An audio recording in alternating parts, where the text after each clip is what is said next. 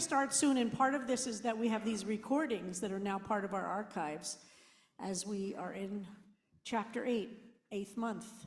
And in our, as I mentioned, in our multi-generational discussion that we've tried to emphasize in the course of these 8 months, we continue that with a focus on the 8th chapter of this book, which I hope folks read.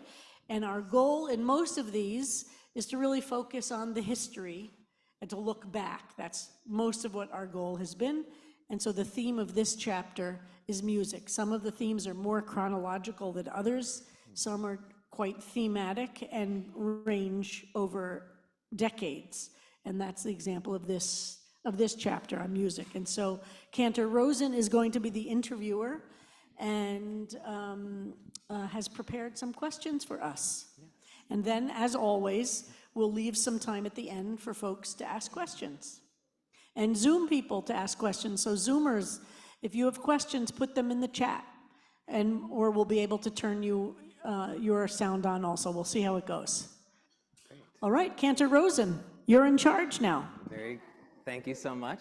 I'll explain a little bit of what I've prepared here, but I also want to just say I'm honored to be here and doing this, because like we do like our weekly work, it just goes round and around, like, because tomorrow we have Shabbat again in 6 days, right? So it's just great to be able to hear and learn from both of you and just get a sense of the real people that are in the book as well. So it's great to be here. Can I just, yes. Is this on? Oh. Okay. I just wanted to say, is this a dream team? I feel so honored that, that this is, it's really a unique opportunity to work so closely together to craft our services, to think deeply, to bring new music, to bring music that's not new together, to bring thought and to make the old new. That's Rav Kook.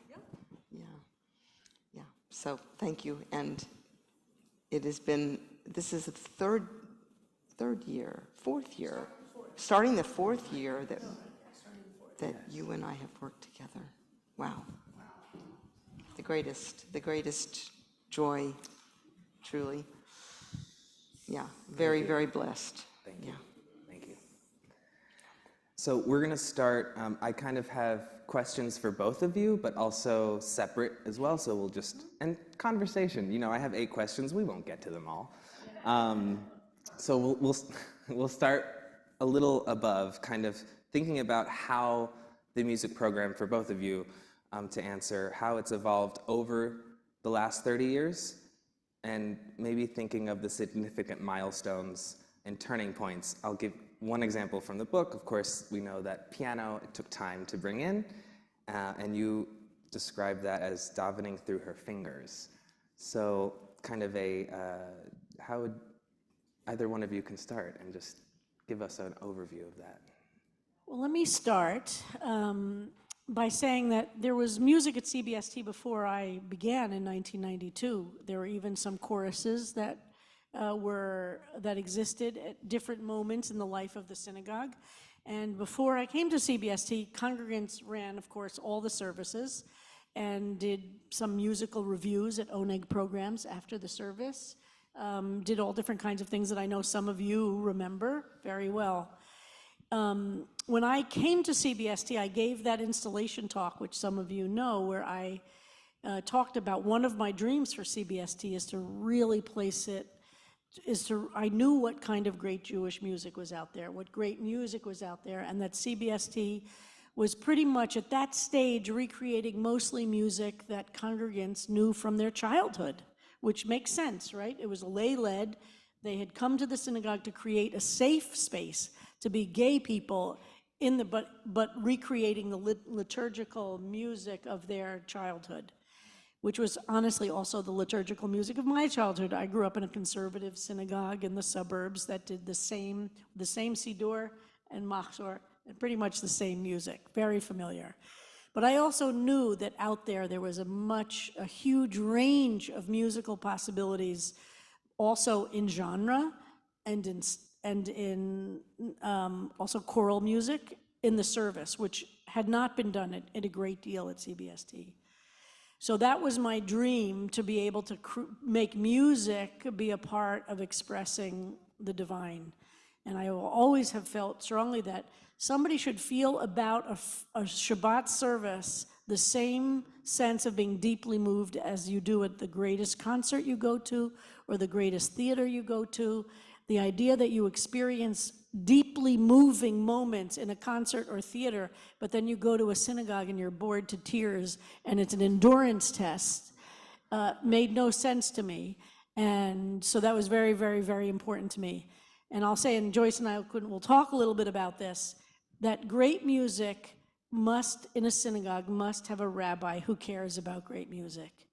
And I'm not saying this just to say about myself, but these things don't exist in silos, right? It's a vision that has to be shared, and you have to have people on a level that I knew who we were, who the synagogue was as congregants, could only have the imagination of what they had experienced in their childhoods. They didn't have the imagination of knowing what was possible beyond.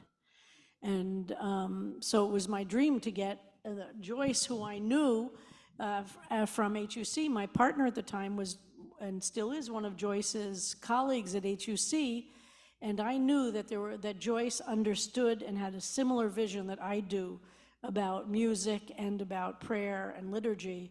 And I knew that I am not a musician, and I know nothing about actually creating music. I do love music, but I knew I needed a partner who was on my level spiritually and intellectually and, in the guts, but could translate it into music, which I couldn't do, but I knew what I wanted. And so the problem was that CBST, like many synagogues, if you change an iota of liturgy, it's as if you've, chopped off somebody's head.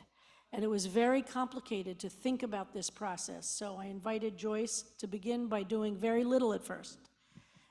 It was the anniversary service, I think. What year was that? It was in 94, the anniversary service. Just to conduct. So you want to describe, so that's kind of bringing Joyce in, but we didn't go from that to what we're doing tonight. So do you want to talk a little bit? Sure.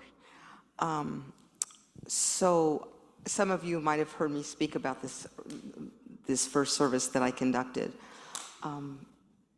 Rabbi Kleinbaum assembled a group of about 8 people who were the head that led different minyanim, or were balei tefillah for the congregation. Assembled those people together and said, "I have a choir for you, and come conduct." So that's the joke, is that I wasn't a conductor at all at that point, and I was only a pianist. And I said, "Well, I'll be playing." And she said, "Oh, no, you won't. We don't use piano." So I was like, "Well, I don't really understand." Anyway, so I worked with this group, this really lovely group. She said, "I've never conducted anything." I said, "What's to conducting? Just wave your arms. Wave your arms. You can do it.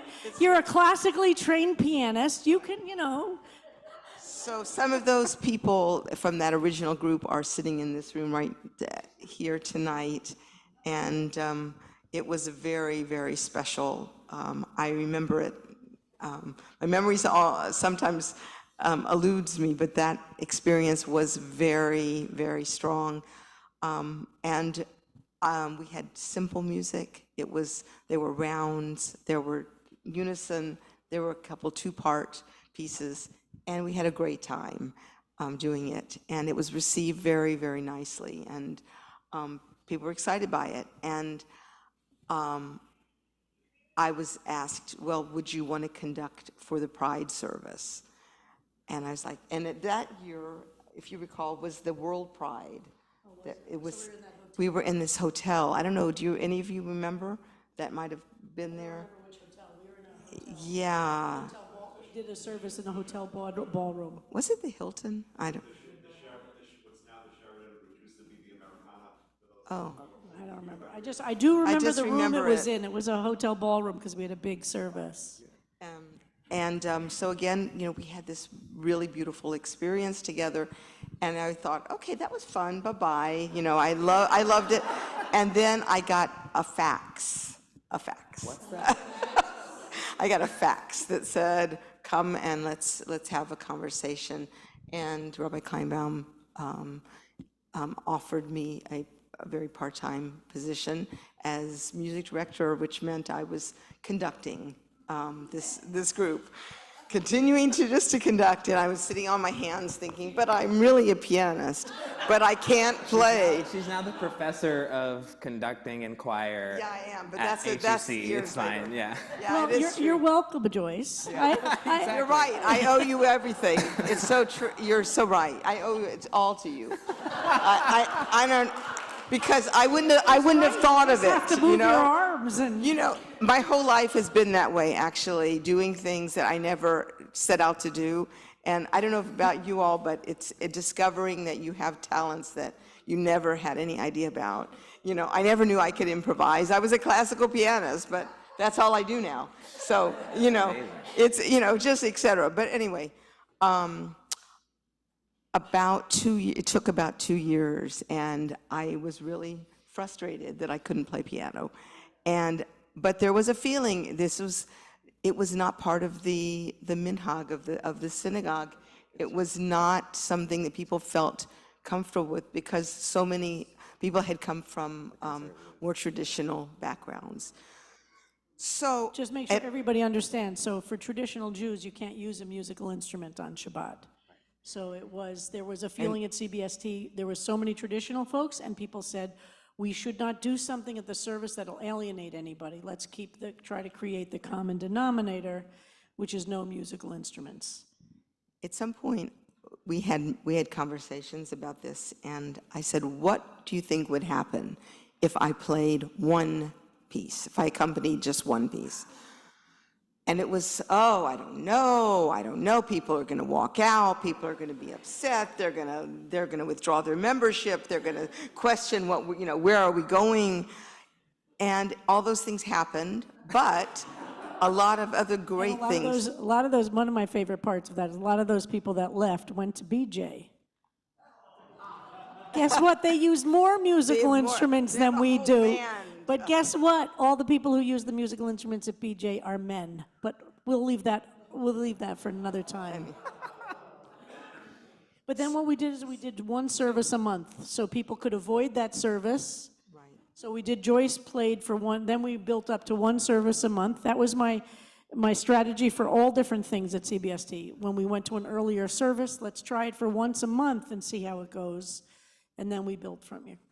And I got pushback. There was a person who had grown up very Orthodox, super frum, and came to me and with tears and said, I like you so much, but I just can't abide by this music because I can't pray, and I'm going to find another shul for these weeks.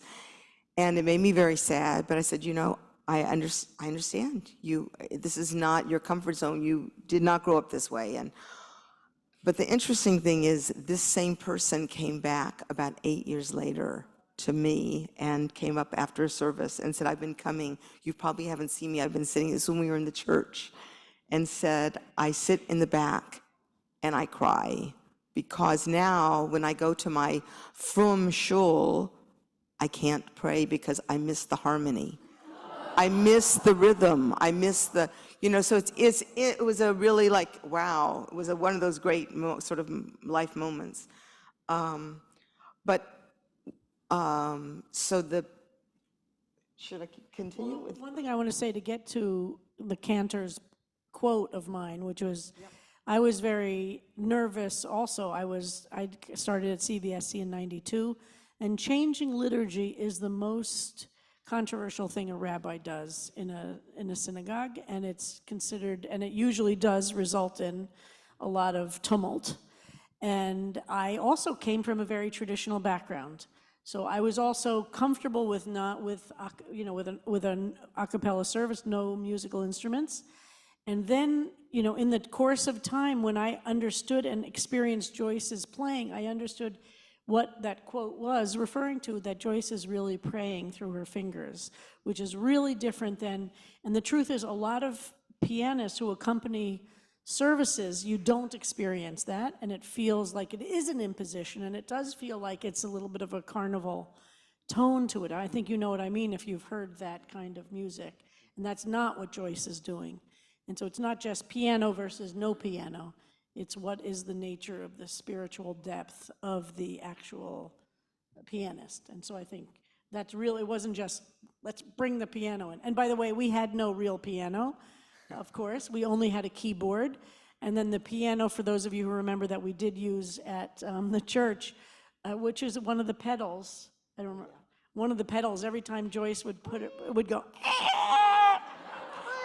and it got to a point where I got so used to it. There were certain prayers that I just got used to. Joyce would be playing. We've been through a lot. We've been through a lot. So, do you want to say something else? No, that's okay. I just wanted to contextualize that it's amazing to hear this, because basically, if you go to another shul on a Friday night, unless that shul is a month old, there was some process. So the services that you go to are like the way they are because of people that have made them that way. And our services are like the way they are because of these two people here. And they're so different from other services that we're seen as like an outlier that nobody can even touch, which we're trying to fix that misconception. But learning about how this formed is not only helps us understand, but the wider Jewish world. And one of the kind of specific things, a question for Joyce, but of course we can have a conversation. So you successfully developed and continue to explore a culture of incorporating diverse Jewish identities and cultures into prayer. So how has music been used as a tool to learn about and celebrate the richness of Jewish history and culture? I love that question. Love that question. So I've been very lucky to have been on the faculty of HUC for more years than I've been here, let's just say. And I've just been a sponge, I guess I'd say, you know, first just learning, listening, taking in everything that that is possible. And I, became kind of an authority on all these different things by doing, by listening, by using them. And that is what I feel like I've been so excited to bring to CBST all these years, to bring the music of Salomone Rossi from the 1600s, to the German and Austrian composers of the 19th century, to all of the great music of the 20th century, the composed music by American composers, and then the music of today, the folk music and the Hasidic music and the Israeli music that we incorporate.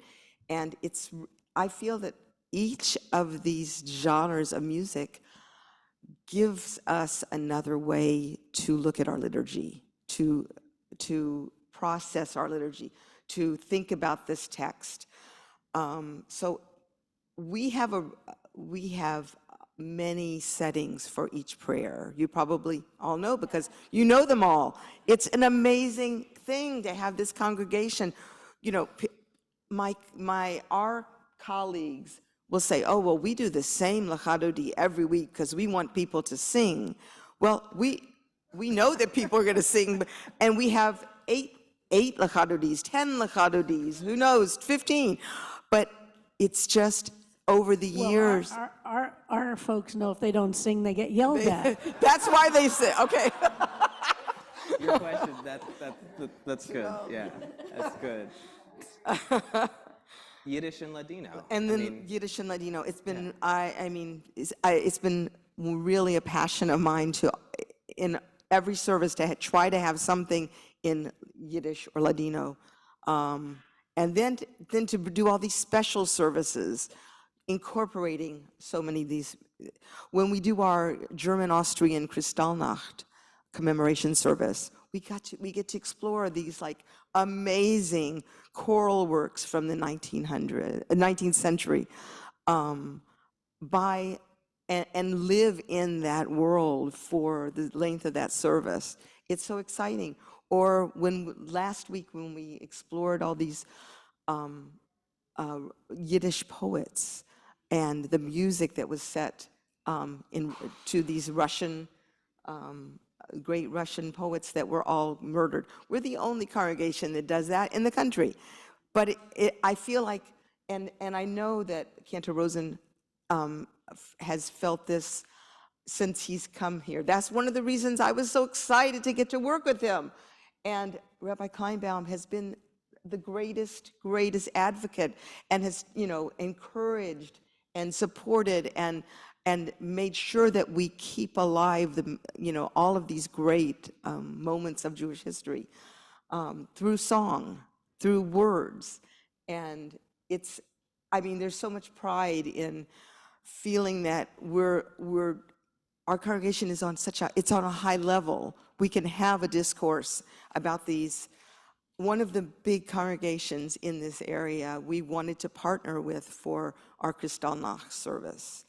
And we spoke to them because they had the space, they have an organ, and we thought, wow, wouldn't this be great?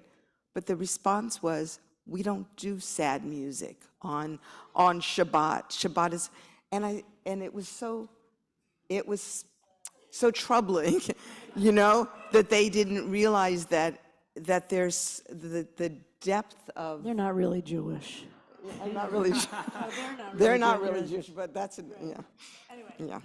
And I think one of the things that we've tried to challenge people on is when people say, oh, that's not Jewish music, that sounds like a church. That we really try to, and we don't hear that so much anymore. And Jewish music is music that is sung by Jews in a setting that's a Jewish setting. And in all the different cultures, Jewish music from North Africa is going to sound Arabic. Jewish music from Central Europe from the 19th century is going to sound like Central Europe in the 19th century. And that's what we do as Jews, is that we make it Jewish. And there's unfortunately a very Eastern European focus for a lot of people who are Ashkenazic Jews that are very limited in time and space. But that's one of the brilliant things that Joyce has done. And honestly, Cantor Rosen, as somebody, you're a student of history, not just, that you're a student of history adds a layer of depth to it. And one other thing I want to say is about Nusach. You want to talk about Nusach? Okay, go ahead. Okay, or just jump in. Yeah. Another thing that is very important to all of us is the use of Nusach, the prayer chant.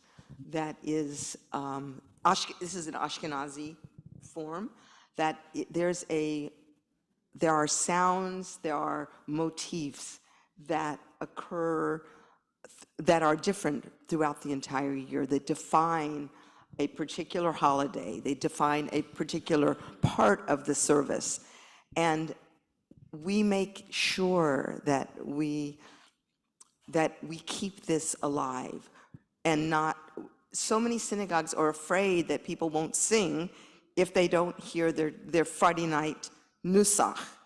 But we say, no, that's what makes it so special. That that when you come to the high holidays, it's going to have a different sound. It's going to have, and it's not going to sound like Shabbat. I'm just kidding. Well, the middle. Yeah, right, I'm just kidding. Go on. This year it's a little complicated because Rosh Hashanah is on Shabbat. But that is one of the things, and for example, can you give us a little example of tonight? You would not hear this. If you walked into a shul and you didn't know what day it was, you would know, it's Friday night. Yes. It's Friday night. It's not. And the Nusach is different whether it's a weekday service, a Shabbat service, a Yom Tov service, or high holidays. They're all different. And CBST, by and large, maintains, and this is something since I've been here, that we really try to maintain the Nusach for each of those days. The only exception to that is sometimes we do Shabbos Nusach for Shiva Minyanim, because people don't always know the weekday Nusach, so sometimes we make a decision in those moments to use Shabbos Nusach. But other than that, so if you come for a Passover morning service, it sounds completely different than Shabbat morning service. Which is, I mean, not found in a lot of progressive synagogues, just to. They just make it all one. Yeah. They just use the same thing in every service. So the more you come to more services, you'll start to develop an ear to hear so it. fun. And the evening service of Rosh Hashanah or Kol Nidre sounds totally different. It's major. Ba, ba, ba, ba, ba, ba, ba, ba, ba, ba, ba, ba. It's totally different than in the daytime. And, you know, when we have those cadential endings, Amen, that's a morning. You know, it's fun. And like the more that you kind of like pay attention to those things, it makes it that much more meaningful. So, Great. okay. So, yeah, well, so, yeah. We were talking a little bit about how the partnership is so important. So, Rabbi, you've really been a shepherd building the sense of community and spiritual connection through music. And wondering if you had any principles or values and what has guided you in shaping this through the turn of the 21st century and now going well in. Well, I think the first thing I would say, which Joyce deeply shares, is that we don't want to create a class about prayer. We want to create a prayer space. And the challenge is how to make it accessible for people who are at a 101 level, as well as have the depth for people who come from a deep background. That's the challenge in a non-Orthodox space. And that's the goal is always how to create actual prayer space, not just teaching people about prayer. But at the same, we have to be teaching people so that it gets deeper and deeper. So you'll experience that all the time, right? And the first thing, which you knew it as an intern, people hear it, the interns hear this from me constantly, is that if the leaders of the prayer service are not actually praying, it will not be a prayer service for anybody else either. It has to be real for us. We have to be deeply part of the prayer experience, not separated in a pedantic kind of a way. So that's a principle. This has to be about creating space for prayer, and the leadership has to be praying also. It has to be meaningful to us.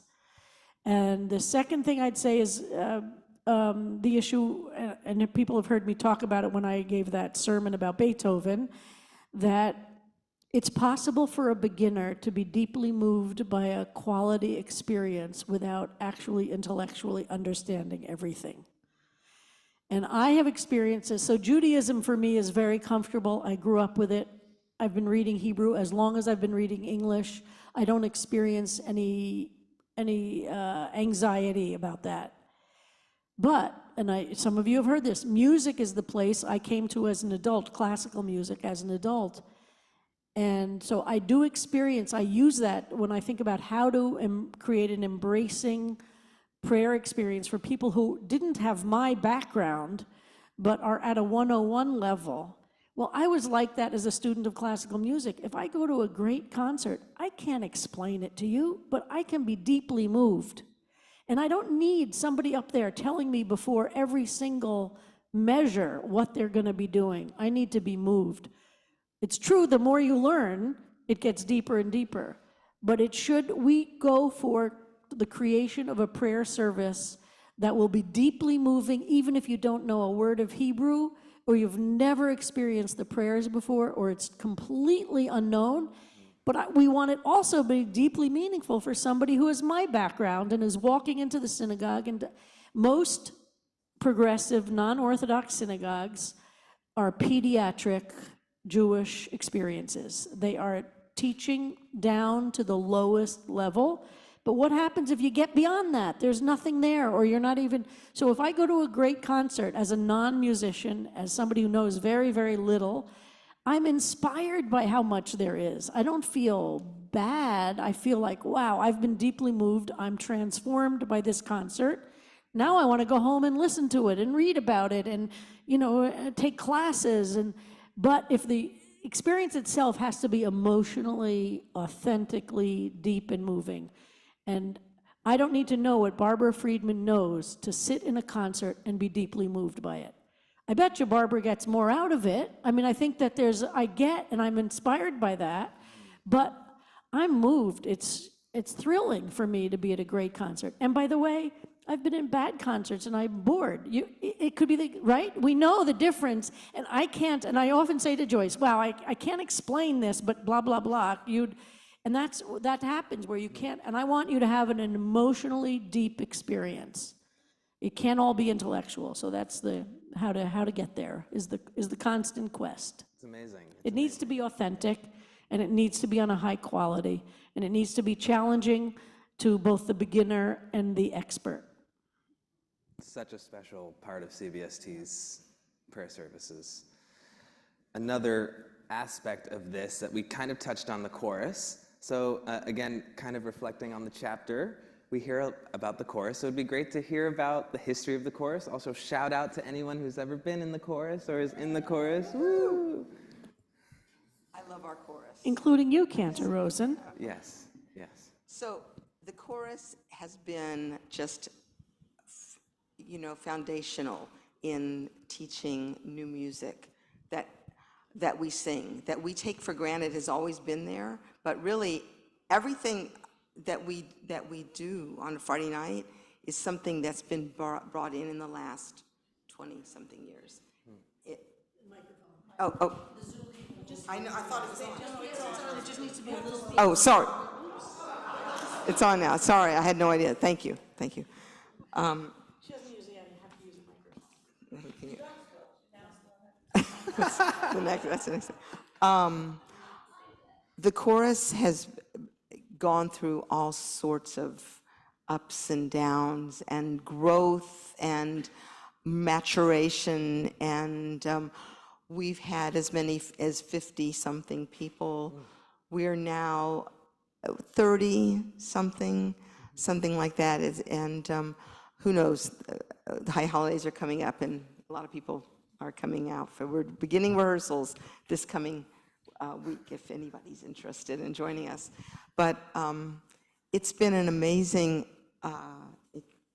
opportunity to teach about this great music that we were talking about earlier, and to let the chorus, with all of their voices and their hearts and their spirits, bring it to our services. So many of our colleagues say, well, when the choir sings, the congregation feels intimidated and they don't sing anymore. But I found exactly the opposite to be true, that when our chorus sings, there is more ruach, there is more participation, there is more excitement. And I love that our congregation they love to listen and they love to sing. And they're right there. The listening is as strong as the singing. And I have not enough words to thank the hard work that the chorus does to prepare these services, every service they do, which is at a really high level and difficult music. And I'm excited to have another year to see where things will go. We've had several outside performances over the years. The chorus is sung at the North American Jewish Choral Festival probably for about 5 times now, to incredible acclaim. Like, we are really well known, and always I get an invitation every year. Is your choir coming back? Is your choir coming back? And it's all members, right? And it's not. this is so unusual that all of each person is a member of the congregation. We've never, barely ever brought in a professional singer, though we have some wonderful musicians among our group that sing with us. And I just want to say a special shout out. This is not the choir exactly, but to some of our resident musicians that are here that have contributed so much over these years. So Barbara Friedman, sitting on the first row, has been playing percussion for how many years here? 96. in 1996. Is this? And every time, it's just like, I know you all feel it. I feel it. Like what this vitality and excitement that she brings. And just, it's so wonderful. There's Simon Dratfield, who's, Simon plays flute several times a year with us and sings in the chorus whenever he's not in Greece. So wonderful. Adria Benjamin is just one of our prized musicians. And I might speak about her in another context about Shabbat Shira concerts in a moment, but yeah. I wanted to say something also about the formation of the chorus and some of the complexities of what you were referring to as how do you create the change that makes it possible. And this is, we hear all the time, people say, oh, we do stuff at CBST because it's always been done this way. In fact, the great model that CBST actually is how to do profound change in a synagogue setting. And this is one of the areas. There are a couple of other areas that aren't the topic for tonight. But the part of also what the chorus was able to do for me as the leader of the synagogue is that we had a lot of people who wanted to lead, to be the Baal Tefillah before we had a cantorial student as an intern. And we had a lot of people who really weren't able to lead a community in prayer with music. It is not the same thing as standing up and singing. It is leading a community in prayer. And by creating the chorus, one of the things that we were able to do is to say, we know you love to sing, we know you love music. It's different being a soloist, and it's different leading a community of people in prayer. That's a very different skill than enjoying singing. Do you know what I mean? But by creating the chorus, we were saying to the community, we're going to create a place in which you can sing your hearts out, you could learn music, and under the guidance of a professional, actually achieve great heights that as an amateur, I mean, I know we have professional singers, but we're mostly not. But by having CBST had a very fierce anti-professional philosophy that shows the first 19 years of the synagogue was entirely lay-led, which is an incredible tribute to the lay leadership. But there's a level that you cannot get to without people who are deeply professionally trained. It's not only a curse word to say somebody's right, but CBST had this in its kind of chavura 1960s anti-establishment little feeling. And there was a lot of resistance to the idea that professionalism is actually something that can help everybody, including amateurs, do better.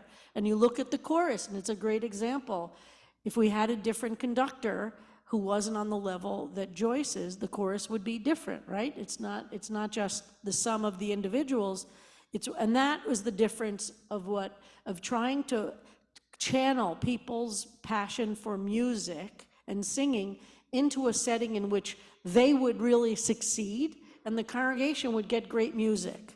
But that is a very delicate thing, and the change and transformation was very rocky and not smooth to the place we are. But I think appreciating how complicated it is to achieve that kind of change is a real tribute to the arc of this story.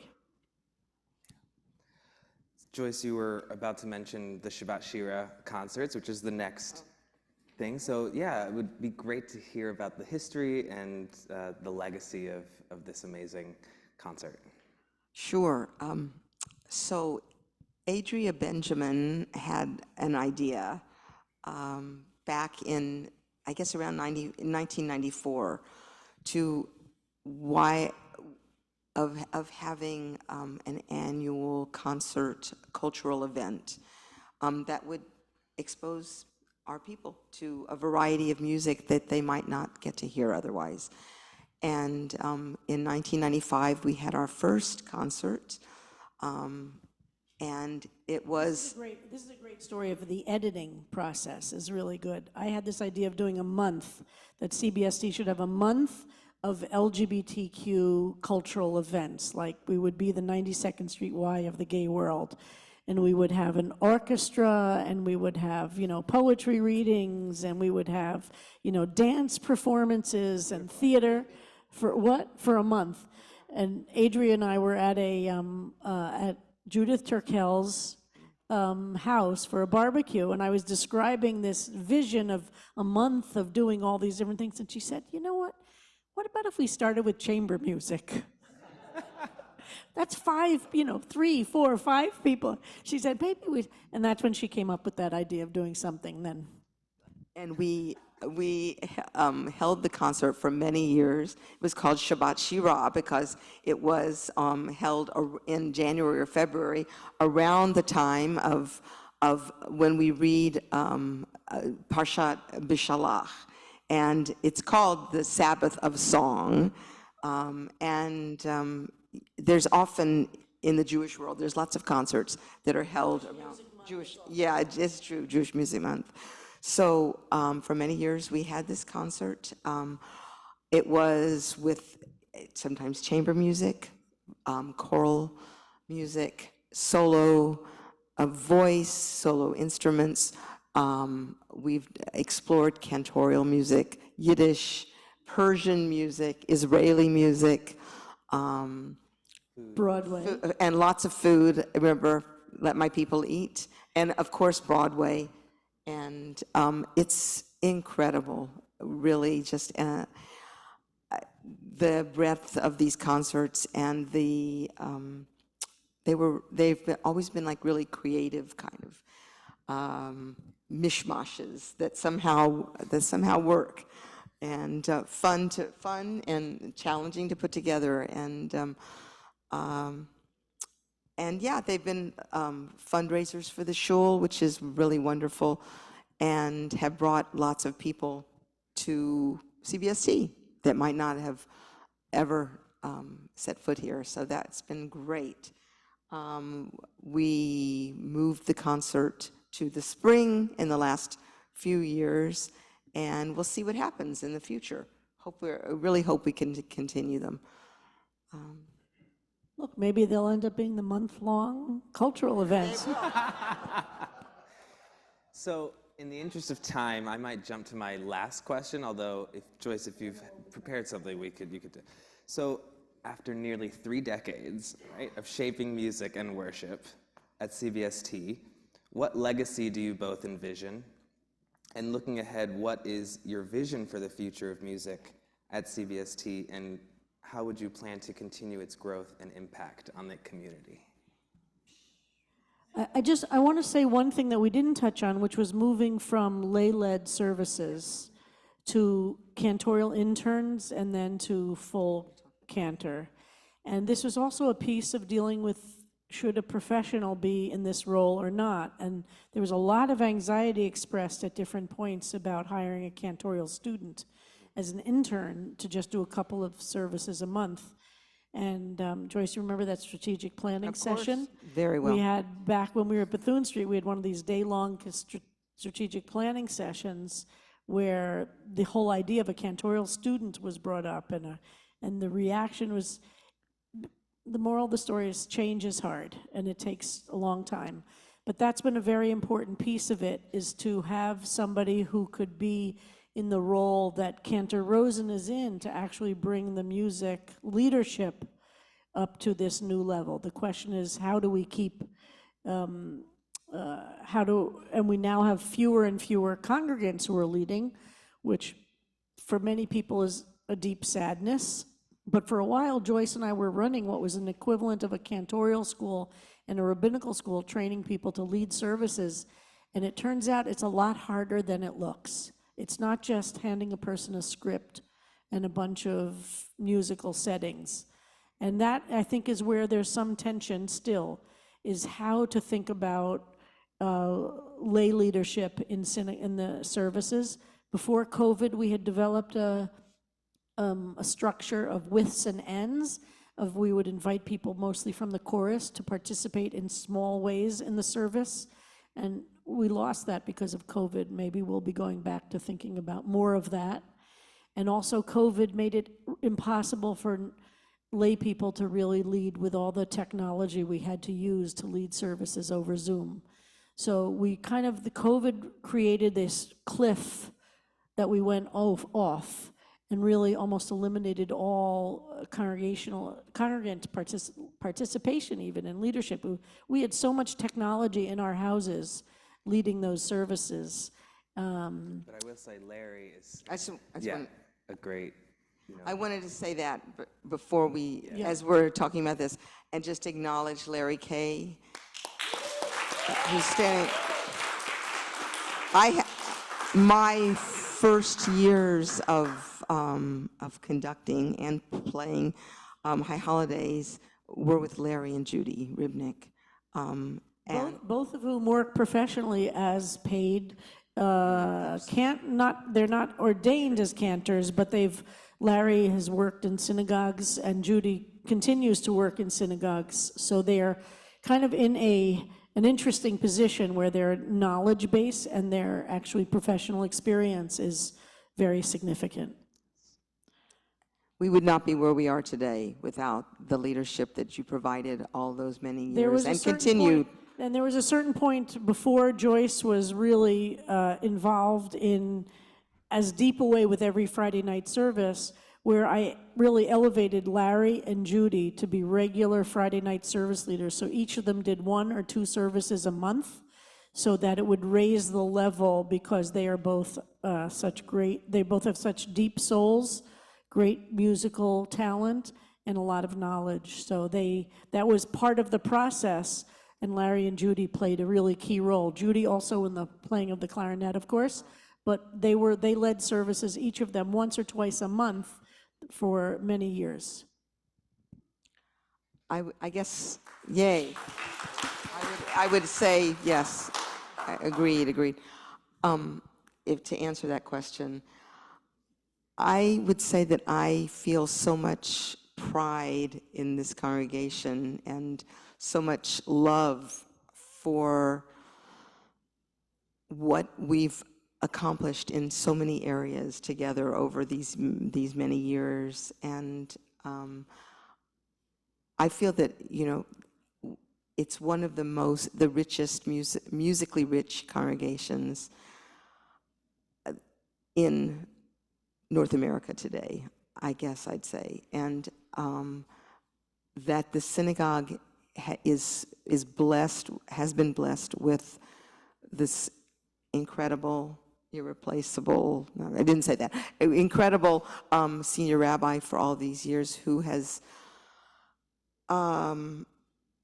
encouraged me, who is to go deeper, to that, and really taught me that the value of culture, the value of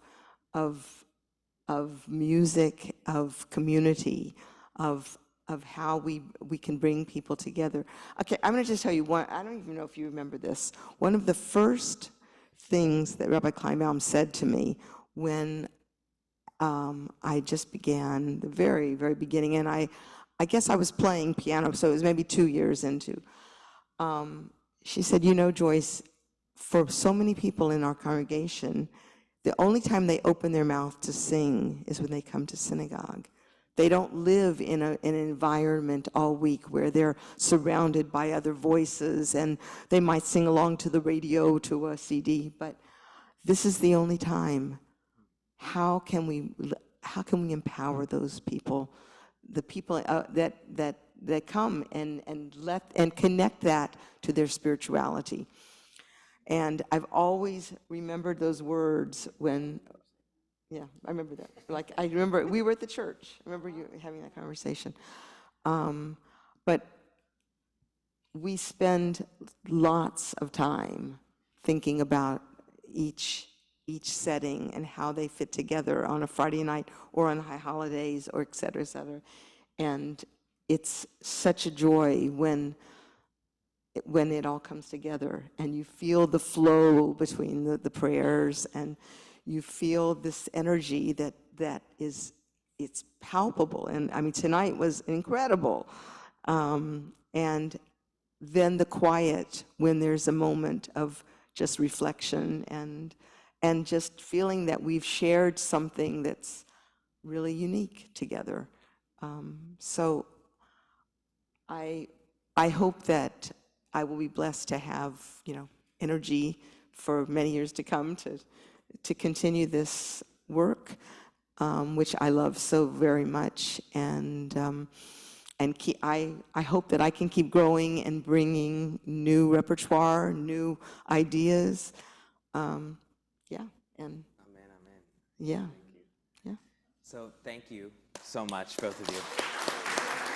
Yeah. So we'll open it up just for a few minutes for just a couple questions. If anybody... I see a group of questions here. I just wanted to thank, the month before my father died, he came to the Kristallnacht German program. And I was trying to explain it to him because, he grew up in Augsburg, Germany. They had an organ in their synagogue. They had Gentiles who were singing. I tried to explain to him what we were doing, and he couldn't believe it. He couldn't fathom it. And I hired an Uber and schlepped him in with my mom from Floral Park. And this was the last event. When he heard the music, it really reminded him. Were we in the church then? Yeah, we were in the church with the organ. And he passed away like 2 weeks later, 3 weeks later. So this was the last thing. And when he would talk to me about it afterwards, he would start to cry. All right, thank you, Rick. This is not a question, but this is really a comment about how important the three of you are. Last winter, when I was in the Philippines with my husband, Ray, who is Catholic, he was so pleased that he could find a synagogue in Manila for us to go to on a Friday night. He wanted me to feel at home. We went to the synagogue, which was built as a Sephardic synagogue with a London-based rabbi. And I told Rabbi Kleinbaum that there was no drash, the service was so different. All of the prayers were recited in Hebrew. Not only was there no music, there was no singing. When we left, he said to me, "Are we coming back again?" And I said, "No, CBST is our home. That's where we pray." And he said to me, and this is the tribute to the three of you, "I know at CBST I can sing the prayers, and that's what I look forward to." And that, again, is a tribute to the three of you, and Joyce, to the magic that you and Sam and Rabbi Kleinbaum have brought to us. Thank you. If my husband Ray can appreciate it, we all can.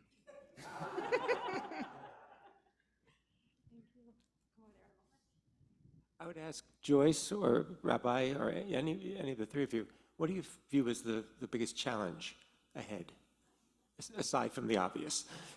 Related to music, or? Related to music, yes. There are a lot of challenges. So, go ahead. I mean, I have, as a quick answer that we can't go into too much now, but I feel like CBST and our music is so rich and going up. And a lot of my colleagues, I just spent a few days at the American Conference of Cantors convention. It's going the other direction.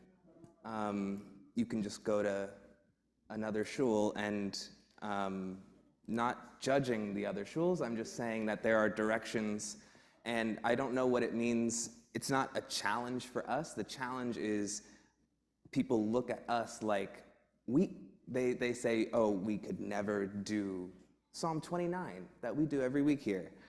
So I think there's a challenge in the greater Jewish music world. Yeah, exactly. Yeah, so that's my initial thought.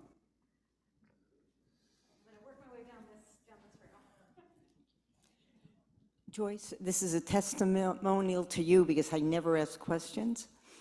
I'm very curious as to how you bridged being a classical pianist to winding up at HUC and then to CBST, if there was something in your background or this was just an interest that came upon you. Wow, I could talk a lot about that, but I'll try to keep it short. So I was raised in Houston, Texas, as you all know, in a huge conservative shul. I was very, very active there. I went to Camp Ramah for many years, but I never saw an intersection between. I was a really serious pianist. I never saw an intersection between the two, and it was only by accident. I mean, that's what my life is strange in that way. It was only that I answered an ad to play a high holiday service when I was 21 years old.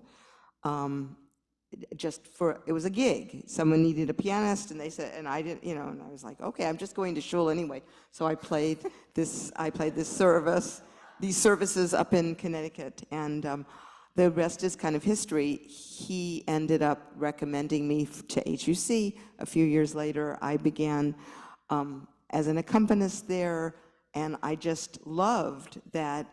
I knew a lot of the music, it was familiar, and the music I didn't know, I thought, wow, this is pretty beautiful. This is beautiful. And back in those days, most of the music was written out. It wasn't improvised like today. It's not lead sheets. It's a whole different thing.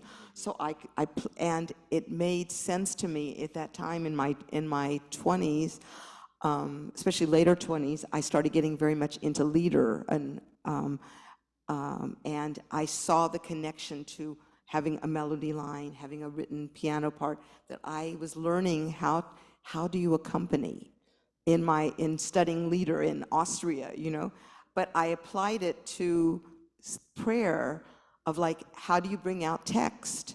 And all of a sudden, everything started making sense to me, and I saw this beauty in my own music. People started asking me to play Yiddish concerts, and I didn't know Yiddish, but I decided to go and study and study, and little by little, all these pieces kind of, and from doing so much classical music and chamber music and solo music, little by little, I don't know, I just got drawn into doing. The majority of my music is Jewish music, but what I find is there's just such variety and so much creativity. I miss playing classical music, but I also just love what I am able to do, and so I don't know. It's kind of it's a strange path. Yeah. Great question. Let's see if there are questions on Zoom too. You have questions? I have a question for Monica Raymond. It's for Joyce, and she says, Joyce, what do you need from the next rabbi to keep the music program at CBST growing and deepening? Wow, that's a hard one. But okay, we talk about this all the time. I mean, I can't tell you the number of cantors that have been in a pulpit. I'm saying cantors because there's not too many people like me that have this kind of position exactly, but have been in a pulpit for many, many years, and a new rabbi comes that decides they don't like the kind of music that is done in that synagogue, and they're gone. And this is a very common occurrence. Not to mention tensions between cantors and rabbis. Yeah, yeah, sure. Yes. But it's, It's a cultural concept that exists, that doesn't exist.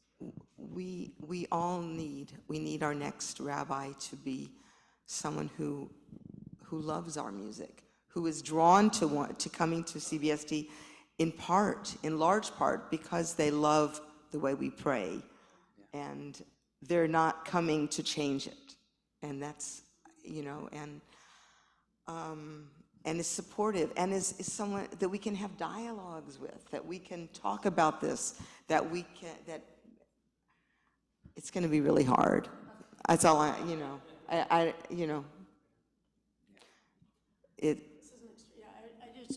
What I want to say also is that this is an extraordinary team that we have. It doesn't exist quite like this, and with my colleagues. I mean, we always talk, when we can lead services together, it's, thrilling for us. This is the absolute apex of what is possible to do. But whoever my successor is will bring a lot of new things as well, and that's going to be the challenge for CBST in general, is how to absorb that, and it'll take time to figure all that out. But I completely agree that this is the foundation now but it wasn't when I came to CBST, and the possibilities for finding a place for holiness is without limit. But I have full confidence in the search committee. But it's not gonna be easy, and for many, many, many different moments that we're in right now in history. But as Cantor Rosen said, the larger Jewish world and the Jewish world in general there's a serious crisis going on in synagogue life that's much bigger than this particular topic, but this particular topic is a symptom of it, or is part of a much bigger problem. And CBST has a lot of challenges to face. Will we be able to meet our financial needs to be able to do what we're doing here? It takes money. Are we going to be able to, are we a congregation that will keep growing and finding ways of resourcing what we're doing? That's, in terms of challenges that we're facing, that's a big one. Barbara, did you? Well, I mean, I have a question, but I just want to say that I have great confidence in the power of this congregation of keeping what we want, regardless of the rabbis. Yeah. See what the issue is. Yes. One generation's change, yeah.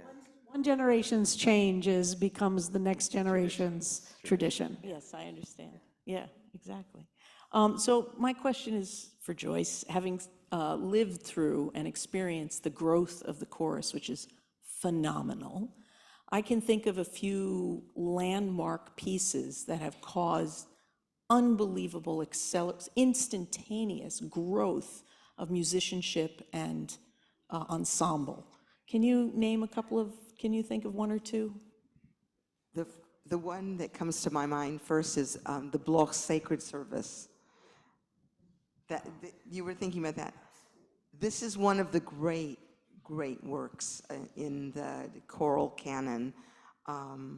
And this is years ago already. I mean, we decided to do it. Bob Abelson was the soloist. It was at Temple Israel. And it was an incredible undertaking. We were not ready for this. That's all I can say. Who is ready for it? I mean, it's some of the most difficult and glorious music. It's a setting of the complete Shabbat morning service with orchestra, with a baritone solo, and the most beautiful choral music. You should go and listen to it.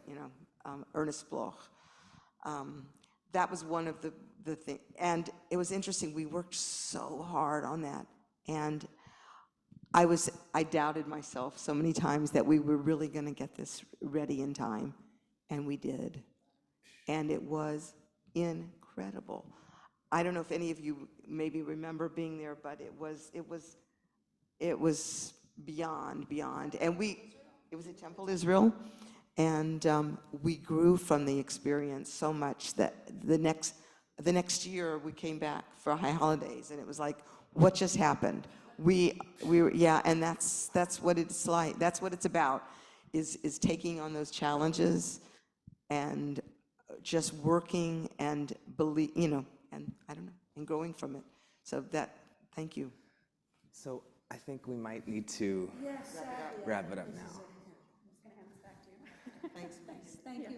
Thank you. So thank you both so much for. Thank you so much, everybody.